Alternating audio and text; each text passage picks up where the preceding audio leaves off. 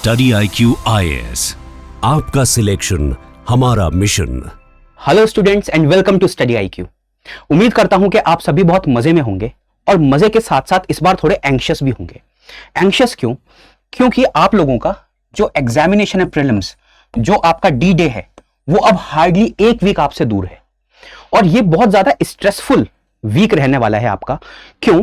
क्योंकि सबसे पहले तो अभी जो चल रहा है ना माहौल, उसके ऊपर बहुत ज्यादा फ्लडिंग हो जाने वाली है। कोई भी, चाहे टेलीग्राम चैनल हो या फिर कोई वेबसाइट हो, इवन कुछ भी हो, जैसे कि सारा उन्हीं के मटेरियल से सामान आने वाला है प्रीलिम्स के अंदर।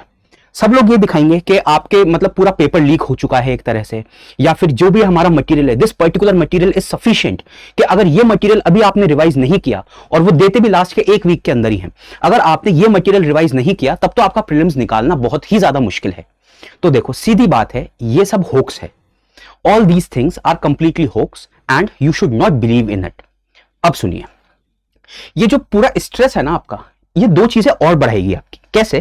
कि एक तो आपका ये जो end of year long anxiety है कि प्रीलिम्स कैसा आएगा, कैसा नहीं आएगा। बहुत सारे स्टूडेंट्स हैं जिन्होंने मेंस लिखा होगा, बहुत सारे ऐसे हैं जिन्होंने इंटरव्यू लिखा होगा, मतलब इंटरव्यू अपना दिया होगा। अपार्ट फ्रॉम दैट, कई सारे बच्चे ऐसे भी हैं जिन्होंने लास्ट का प्रीलिम्स दिया होगा और इस बार एक बहुत हाई स्टेक्स के साथ वो बैठे हैं। कैसे? कि कई लोग होंगे जिनका लास्ट अटेम्प्ट हो। तो अब ये जो एंजाइटी है, ये बहुत पीक पे जाने वाली है। तो अब इस एक पूरे हफ्ते में हमको क्या करना है, किन चीजों से हमको बचना है, और हम क्या गलतियां ना करें कि जिसके कारण देखो सिलेक्शन होना ना होना, उस पर बहुत सारे फैक्टर्स हैं, बट सिलेक्शन क्यों नहीं होगा उसके लिए जो भी चीजें हैं वो मैं सारी इस पे बताऊंगा। कैसे? कि अगर आप वो काम करते हो तब तो आपका सिलेक्शन बिल्कुल ही नहीं होने वाला। ठीक है, अब सुनिए, ये जो पूरा रोड मैप है ना, इसके लिए हमको बेसिकली इन 4-5 चीजों का ध्यान रखना है।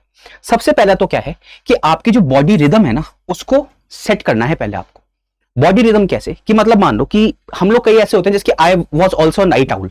ठीक है, मैं रात में 5-5, 6-6 बजे तक करके ऐसे पढ़ा करता था, रात के 12 बजे से लेके 5 बजे तक इस तरीके से मैं पढ़ा करता था। तो अब क्या होता है, इसके साथ एक दिक्कत होती है कि आपका जो एग्जामिनेशन होने वाला है ना, वो एग्जामिनेशन तो आपका इसी टाइम के ऊपर होगा। और कई बार क्या होता है कि हम लोग पढ़ने के चक्कर में, कंसोलिडेट करने के चक्कर में, इवन हम जो टेस्ट होते हैं वो भी इस टाइम के अलावा जो हमारा रात का टाइम होता है उसमें लगाना स्टार्ट कर देते हैं। इससे दिक्कत ये होती है कि जब ये वाला टाइम आता है ना, तो या तो हम भाई उबासियां ले रहे होंगे, या हमारा दिमाग जो होता है वो एक मेंटल ब्लॉक पे आके स्टक कर जाएगा। ऐसे में जो हमारा सिलेक्शन है ना, वो हैम्पर हो सकता है। अब अगली चीज सुनिए, सबसे पहले आपको क्या करना है कि जो ये बॉडी क्लॉक है ना आपकी, उसको एग्जामिनेशन डे के साथ अभी से ही रिदम में लाना स्टार्ट कर दो। कैसे? कि अगर आपको ये लग रहा है कि मैं एग्जाम के दिन 6 बजे उठूंगा सुबह, तो अभी से ही क्यों ना आप 6 बजे उठना स्टार्ट करो। थोड़ा सा जो मॉर्निंग वर्कआउट है आपका वो चालू करो, ताकि जब ये 9:30 बजे का टाइम आए ना, तब उस टाइम के ऊपर आपका दिमाग एक्टिव फेज में हो, ना कि एक पैसिव फेज के अंदर हो। दूसरी चीज, इसके अंदर आपको जो अपना स्लीप साइकिल है ना, वो ऑलमोस्ट 7 से 8 घंटे का रखना है। क्यों? क्योंकि अगर आप अभी 7 से 8 घंटे नहीं सोओगे तो एक पाइलअप हो जाएगा। जब वो एंड वाला दिन होगा ना आपका, कल प्रीलिम्स है, आज की रात आपको नींद ही नहीं आएगी। जाहिर सी बात है, नहीं आती। लेकिन अगर आपने पहले से अपनी बॉडी को थोड़ा रिलैक्स छोड़ रखा है, तो आपको कहीं ना कहीं उसमें ईज मिलेगी जब आप डी डे के ऊपर आपके एग्जामिनेशन हॉल के अंदर जाके बैठेंगे। तो हमको क्या करना है कि सबसे पहले तो हमारा दिमाग है उसको शांत रखना है। जितने भी मार्केट में अफवाहें चल रही हैं उन पे ध्यान मत दो। जितने भी टेलीग्राम चैनल्स हैं जो अलग अलग मटेरियल के साथ फ्लड हो रखे हैं, उन पे ध्यान मत दो। और सबसे पहले तो अपना दिमाग शांत करो। जब आपका दिमाग शांत हो, उसके बाद जो आपका स्टेबल रूटीन है ना, उसके ऊपर काम करना स्टार्ट करो। कैसे? कि अगर आप 6 बजे उठना है तो 6 बजे उठो, 5 बजे उठना है 5 बजे उठो। जो भी आप फॉलो करने वाले हो ना उस दिन के अंदर, उसी पे आप काम करो। कैसे? कि अगर आपको सीसेट का जो टाइम है उसमें सीसेट लगाना है, तो भाई अभी से ही सीसेट के 2-4-5 क्वेश्चन उस टाइम के अंदर, जो 2:30 से 4:30 वाला टाइम है, उसमें क्वेश्चंस लगाना स्टार्ट कर दो।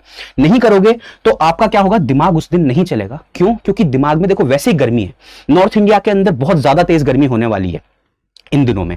तो जब वहां पे गर्मी होगी, थोड़ा बहुत आप खा भी लेंगे, तो आपको भाई उबासी आएगी, आपको आएगा आलस, और वहां पे दिमाग आपका नहीं चलेगा। अगली चीज आपको क्या करनी है कि ये जो 9:30 वाला टाइम है ना, इस 9:30 वाले टाइम में आपको जीएस के क्वेश्चंस प्रैक्टिस करने हैं। जरूरी नहीं है कि आप पूरा टेस्ट लगाओ, 50 क्वेश्चन, 100 क्वेश्चन, 30 क्वेश्चन, 20 क्वेश्चन, जो भी आपके दिमाग चल रहा है उस हिसाब से आप करके इसके ऊपर क्वेश्चन लगाना आप लोग स्टार्ट कीजिए। अगली चीज आपको ध्यान देनी है क्या,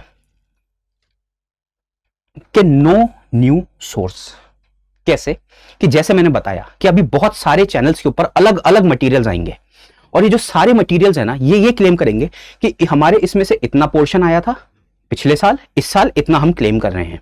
अगर आपने वो सोर्स पढ़ा हुआ है तभी उसको रिवाइज करो, otherwise you can skip that particular source. क्योंकि अब ऐसी कोई चीज मेरे काम नहीं आ सकती जो मैंने पिछले इतने साल भर के गैप में या फिर 2-4 महीने में नहीं पढ़ी है। पहली चीज तो ये, क्यों? क्योंकि जैसे ही आप नया सोर्स उठाओगे और अगर आपको उसमें रिकॉल में आया इशू, तो क्या हो जाएगा? आपको आएगी एंजाइटी, और ये एंजाइटी जो है ना, ये आपका कॉन्फिडेंस तोड़ देगी। सिलेक्शन होने का तो पता नहीं, लेकिन छूट जरूर जाएगा सिलेक्शन आपका। अगली चीज एक और ध्यान रखो कि एक तो पीयर के साथ कंपैरिजन करना बंद कर दो।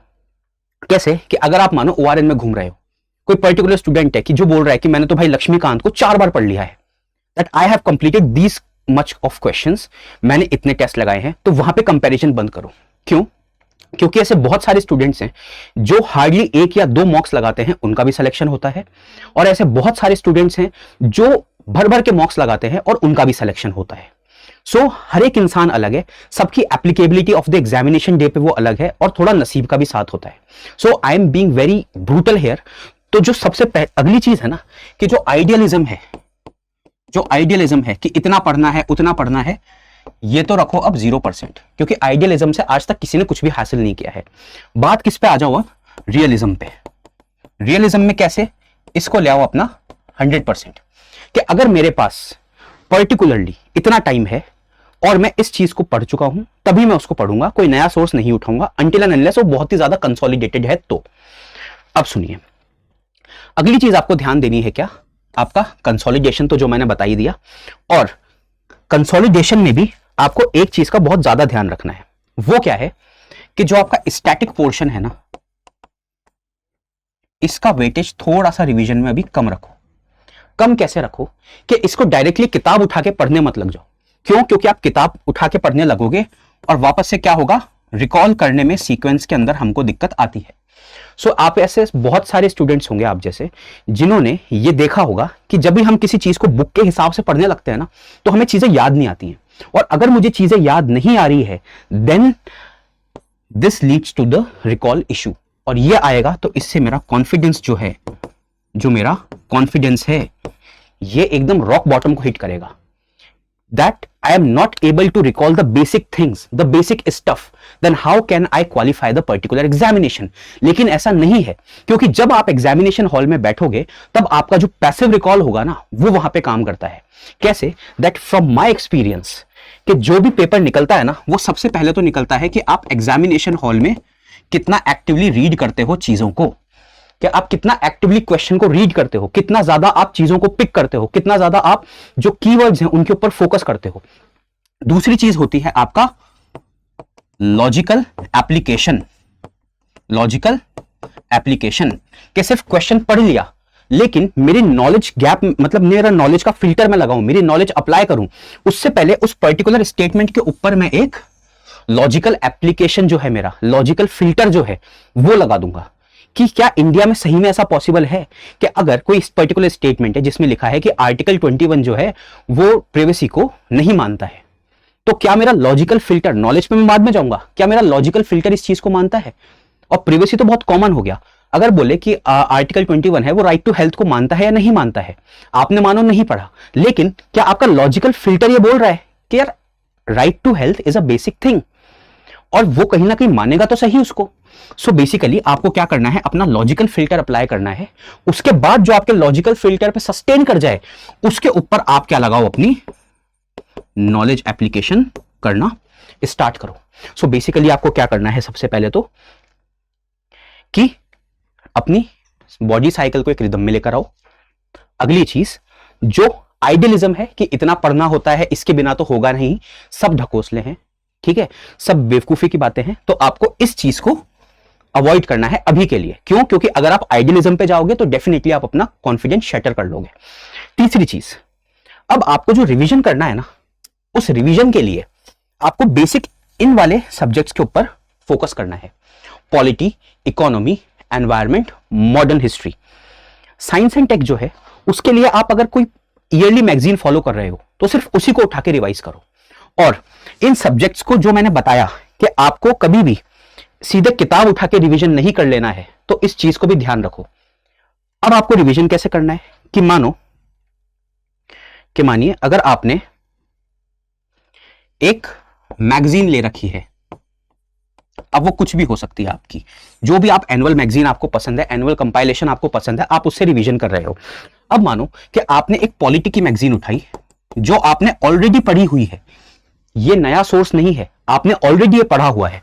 ये पढ़ने के बाद आपको क्या करना है कि जो भी इसमें टॉपिक्स हैं, मानो अगर एक आर्टिकल 21 से जुड़ी ही कोई न्यूज थी इसके अंदर, तो अब आपका काम है कि स्टैटिक से इसको रिकॉल करो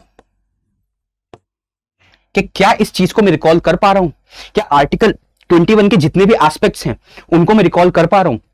जितना रिकॉल करो उसको वहां पे कंसोलिडेट कर लो दिमाग के अंदर ही। तो आपको क्या करना है, मानो अगर एक ये कंपाइलेशन है, इसमें एक पर्टिकुलर आर्टिकल है, तो इसी के थ्रू मैं मेरे स्टैटिक को भी रिवाइज करूंगा। अब मैं दोबारा से किताब नहीं उठाऊंगा, दोबारा से मैं लक्ष्मीकांत उठा के या फिर स्पेक्ट्रम उठा के नहीं पढ़ने लग जाऊंगा। क्यों? क्योंकि जहां पे मैं रिकॉल नहीं कर पाया वहां पे मेरा कॉन्फिडेंस ब्रेक हो जाएगा। अगर आप मानिए कि यहां पे रिकॉल कर गए तब तो ठीक है, अगर नहीं कर पाए तो फिर इसी के अंदर जितनी भी मैगजीन्स होती है ना, उनके अंदर स्टैटिक पोर्शन भी दिया होता है, तो आप उसके थ्रू उसको रिवाइज कर लो। तो इससे क्या होगा कि सबसे पहले तो आपकी जो प्रिपरेशन होगी वो टारगेटेड हो जाएगी। वो क्या हो जाएगी? टारगेटेड हो जाएगी कि आप सब कुछ नहीं पढ़ रहे हो, जो फोकस में है, जो न्यूज में है, जो पूछा जा सकता है, आप सिर्फ वही पढ़ रहे हो और उसी को रिवाइज कर रहे हो। अब अगली चीज, जब मानिए आपने कंसोलिडेशन कर लिया, तो अब एक से दो आपको टेस्ट देने हैं। टेस्ट कैसे? सिम्युलेटर के वही 9:30 वाले टाइम में और 2:30 बजे वाले टाइम में आपको सीसेट और जीएस दोनों के ही आपको सिम्युलेटर्स दे देने हैं। लेकिन यहां पर एक कंडीशन है और बहुत बड़ी कंडीशन है। एक यहां पे प्रिंसिपल है, वो प्रिंसिपल ये बोल रहा है कि जो भी आपका ये रिवीजन है, you are just rehearsing the process and not judging your performance. कि आप लोग ये नहीं देख रहे कि आपको कितने मार्क्स आ रहे हैं। सो मेरी मानो तो प्लीज इस चीज के मार्क्स आप लोग कैलकुलेट मत करना। अब इसमें आपको करना क्या है? इसमें आपको रिवाइज करनी है आपकी हैबिट्स। हैबिट्स कैसे? कि अगर आपने बना रखा था कि मैं एक्टिवली रीड करूंगा, कैसे कि एक तो नॉट करेक्ट है और correct, so these directive terms I will read them properly. दूसरी चीज, अनदर हैबिट इज, वही मैंने बताया, लॉजिकल फिल्टर। तीसरा मैंने बताया टाइम मैनेजमेंट। आपको सिर्फ अभी इन चीजों पे फोकस करना है, that how I will manage the time, how I will read the particular questions and how I will apply my logics to those questions as well. अब समझिए, आपने जैसे ही अप्लाई कर दिया, सो आपने अपनी हैबिट रिवाइज कर ली। आपने देखा होगा कि अगर जिसने भी भाग मिल्खा भाग मूवी देखी है, सो उस पूरे में क्या होता है कि जिस टाइम पे मिल्खा सिंह बैठा होता है लास्ट रेस में उसकी, तो वो क्या करता है, आराम से अपनी आंखें बंद करता है और उस पूरे पाथ को विजुअलाइज करता है। आप लोगों को इस पूरे एक्सरसाइज के अंदर सिर्फ उस पाथ को विजुअलाइज करना है। आपने जो भी हैबिट्स अभी तक कमाई है उसी से करना है। And mind my words that prelims is qualified by the habits only. Knowledge एक कंपोनेंट है, बट हैबिट्स एक बहुत बड़ा कंपोनेंट है। बहुत सारे नॉलेजेबल लोग ऐसे हैं जिनका प्रीलिम्स नहीं निकलता है, और बहुत सारे ऐसे लोग हैं जिनकी मीडियोकर मतलब जो लेवल की नॉलेज है उसके बाद भी उन लोगों का प्री निकल जाता है। Why? Because they have mastered these habits. अब अगली चीज सुनिए, यहां पर जो करंट अफेयर्स हैं मैंने बता दिया कि इनको आपको क्या करना है कि कोई भी एनुअल कंपाइलेशन मैगजीन लेनी है, उसके थ्रू आपको स्टैटिक को रिवाइज करना है। मल्टीपल टाइम्स जो आपने देख रखे हैं, जो आपने एनोटेशंस बना रखे हैं, जो आपने मार्किंग्स कर रखी हैं, सिर्फ उन्हीं के थ्रू आपको क्या करना है, करंट अफेयर्स को रीड करना है। Last but not the least, confidence loop. अगर एक बार आप इसको समझ गए ना, तो इस एक हफ्ते में आप ऐसी कोई गलती नहीं करोगे जो आपका कॉन्फिडेंस और आपका सिलेक्शन दोनों हैम्पर करे। तो यहां पे सबसे पहली जो चीज है वो तो आती है फैमिलियरिटी। आपको सिर्फ वही चीज पढ़नी है जिससे आप फैमिलियर हैं। पूरा हम इसको समराइज कर दे रहे हैं। दूसरी चीज रिटेंशन।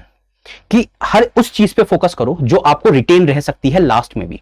जो आपका हॉरिजॉन्टल एक्सपेंशन है ना, वो तो लास्ट के 1 महीने में हो गया सो हो गया। अब आपको क्या करना है कि जो हॉरिजॉन्टल एक्सपेंशन आपका हो गया है उसे कंसोलिडेट करना है। उसकी इन डेप्थ चीजों में ज्यादा ना जाकर भी आपको क्या करना है, उनको रिवाइज करना है, उनको बार बार देखना है, सो दैट थोड़ा तो पिक्टोग्राफिक इमेज आपकी बन जाए दिमाग में।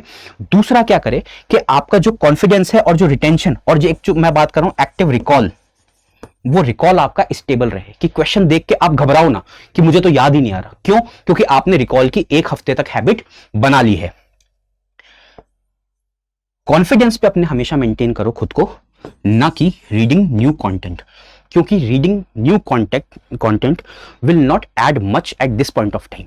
अगर आपने चीजों को रिवाइज किया है, शॉर्ट नोट्स बनाए हैं, अच्छे से एग्जाम में प्रैक्टिस किया है, टेस्ट में मार्क्स पता नहीं कितने भी आए आपके, चाहे वो 70 हो सकते हैं, 80 हो सकते हैं, 100 हो सकते हैं, 150 हो सकते हैं, लेकिन अगर आपने इस पॉइंट के ऊपर कोई भी गलती करी तो फिर क्या है कि आपके जो मार्क्स हैं वो आपको वहां पे गिरते हुए देखने को मिलेंगे। अगली चीज, डी डे प्रोटोकॉल। तो देखिए, जो 1 हफ्ता है उसमें तो आपको सारी चीजें करनी है। क्या है, गिन लेते हैं फटाफट। सबसे पहले तो स्लीप साइकिल सुधारना है, अपना डे रूटीन सुधारना है। जो आपका टाइम है उसी पे एग्जामिनेशन देना है 1 हफ्ते के लिए। कुछ ना कुछ करके दिमाग चलाओ, टेस्ट नहीं भी देना है तो। दूसरी चीज, नए कंटेंट से बचो, जितने भी जो शॉर्टकट्स आ रहे हैं अभी टेलीग्राम के ऊपर या कहीं भी, उन चीजों से बचो। तीसरी चीज आपको क्या करनी है कि जो आपका स्टैटिक है उसे कंसोलिडेट करना है by the means of current affairs. कुछ नया नहीं पढ़ना है, जो करंट अफेयर्स हैं जो आपने पढ़े हैं उसी से स्टैटिक पे जाओ, ना कि बुक्स के थ्रू स्टैटिक पर आओ। और जो आपने गलतियां करी है पिछले एग्जाम्स के अंदर, जो आपके मॉक्स थे उनके अंदर, उन गलतियों को ना एक बार रिवाइज कर लो, so that your habits will refine. और अपनी हैबिट्स पे काम करो। 1 या 2 आप ऐसे कोई टेस्ट या सिमुलेटर दे सकते हो जिस भी दिन आपको लगे, लेकिन एक कैविएट है that you should not calculate the marks of those examinations और दोस टेस्ट। व्हाई? क्योंकि थोड़ा से भी नंबर कम आ गए ना तो कॉन्फिडेंस खत्म हो जाएगा आपका। अगली चीज आपको क्या करनी है, डी डे प्रोटोकॉल। क्या आपको एग्जामिनेशन के 1 दिन पहले क्या करना है और एग्जामिनेशन वाले दिन क्या करना है। तो सबसे पहले तो अच्छे से सो जाना प्लीज, 7 से 8 घंटे की नींद लो और अभी से उसको चालू करो। क्यों? क्योंकि बहुत सारा नींद हमारी पाइलअप हो जाती है। तो जब भी हमारी नींद पाइलअप होगी हमारा दिमाग बहुत ही स्लो चलना स्टार्ट हो जाएगा। तो ठीक है, सबसे पहले तो क्या करना है आपको, 1 नाइट बिफोर अच्छे से मैंडेटरीली एक हेल्दी स्लीप लेनी है 7 से 8 घंटे। हो सकता है आपको एंजाइटी हो, लेकिन कोशिश करना कि सो जाओ प्लीज। दूसरी चीज कि जो 1 हफ्ते का टाइम है आपका, उस 1 हफ्ते का जो टाइम है उसके अंदर अपनी नींद पूरी करनी स्टार्ट कर दो, क्योंकि हो सकता है कि लास्ट के दिन एंजाइटी होगी, तो खुद को लादने मत लग जाओ अभी पढ़ाई के साथ। दूसरी चीज, मॉर्निंग जो आपकी स्टार्ट करोगे ना वो थोड़ी जल्दी करना उस दिन, और कोशिश करो, ये 1 हफ्ते ही हम पूरा फॉलो कर रहे हैं। मॉर्निंग कैसे कि सुबह उठो, थोड़ा सा योगा वगैरह करो, खुली हवा में सांस लो और थोड़ा सा ऑक्सीजनेट करो खुद की बॉडी को। जितना ऑक्सीजनेट करोगे, जितना हाइड्रेटेड रखोगे खुद को, उतना ही ज्यादा तुम्हारा दिमाग चलेगा लास्ट के कुछ दिनों में। तीसरी चीज, जो पेपर के बीच में आपका गैप है ना, उस गैप के अंदर नो मैटर व्हाट, कितना भी अच्छा दोस्त हो, अपना फोन स्विच ऑफ करके साइड में रख देना। क्यों? क्योंकि अगर वहां पे उसने क्वेश्चन डिस्कस करने चालू किए तो सीसेट के अंदर निस्तेनाबूद हो जाओगे। तो क्या करना है कि जो एग्जाम के बीच का गैप है उसके अंदर हमको चीजों को नहीं पढ़ना है, और उसके अंदर हमको क्या करना है कि जो पुराना पेपर हो गया उसके आंसर मिलाने नहीं बैठ जाना है। ठीक है। लास्ट चीज, ये जो पेपर लॉन्च है ना आपका, देखो कई लोग ये बोलते हैं कि थोड़ा सा हमको एथिक्स से चलना चाहिए, वो सब ठीक है, लेकिन जीतने के लिए, एग्जाम क्लियर करने के लिए हम सब कुछ करेंगे। तो बेसिकली क्या है कि आपको एक अर्ली लॉन्च लेना है। क्या करना है आपको? Early launch. बहुत सारे एग्जामिनेशंस में इररिस्पेक्टिव ऑफ प्लेसेस ऐसा होता है कि वो आपका ना क्वेश्चन पेपर जो होता है वो 5 मिनट पहले दे देते हैं। क्वेश्चन पेपर है वो आपको 5 मिनट पहले दे देते हैं। कई बार स्टूडेंट्स क्या करते हैं, उस पेपर को खोलते नहीं है, सिर्फ नंबर ऑफ क्वेश्चंस गिन के देख के कि भाई पूरा पेपर है उसको रख देते हैं और ईमानदारी रखते हैं। Please don't be honest at this point. क्यों? क्योंकि जो 5 मिनट है ना, इसको आप डिप्लॉय कर सकते हो रीडिंग क्वेश्चंस को। और क्वेश्चन सारे नहीं रीड करने हैं आपको कि कहीं आप 4 हाथ का जो 4 स्टेटमेंट वाला क्वेश्चन है वो रीड करने बैठ गए, नहीं। जो आपका पेपर है उसकी फ्रिस्किंग स्टार्ट कर दो and choose most easy 1 liner questions, जिनके अंदर आपको ये पता चल जाए कि या तो ये मुझे आता है या नहीं आता है, सो that your time in the actual examination, जो रनिंग टाइम होगा उसके अंदर से आपने 2 से 3 मिनट का जो है वो बेनिफिट ले लिया है। ठीक है, सो अब आपको क्या करना है कि सबसे पहले तो ऑक्सीजनेट रखो, रिदम अपनी सुधारो, चीजों को कंसोलिडेशन पे काम करो, ना कि चीजों को हॉरिजॉन्टली कवर करना स्टार्ट करो। तीसरी चीज कि जो लास्ट के 2-4 मिनट होते हैं ना एग्जामिनेशन टाइम में, जो स्टार्टिंग का 5 मिनट होता है, उसको भी पेपर रीडिंग में डिप्लॉय करो। एग्जामिनेशन डे के अंदर जो गैप है उसमें चीजों को रिवाइज मत करो। अगर आप लोग ये सारी स्ट्रैटेजीज को इस एक वीक की फॉलो करते हो और अपने स्टैटिक को प्रॉपरली रिवाइज करते हो विद द करंट अफेयर्स, जो एक टारगेटेड प्रिपरेशन है, तो डेफिनेटली आप लोगों का इस साल एग्जामिनेशन की जो फाइनल रिजल्ट आएगा उसके अंदर नाम हो सकता है। थैंक यू, एंड फिर मिलते हैं एक और इंफॉर्मेटिव वीडियो के साथ। स्टडी IQ IAS, आपका सिलेक्शन हमारा मिशन।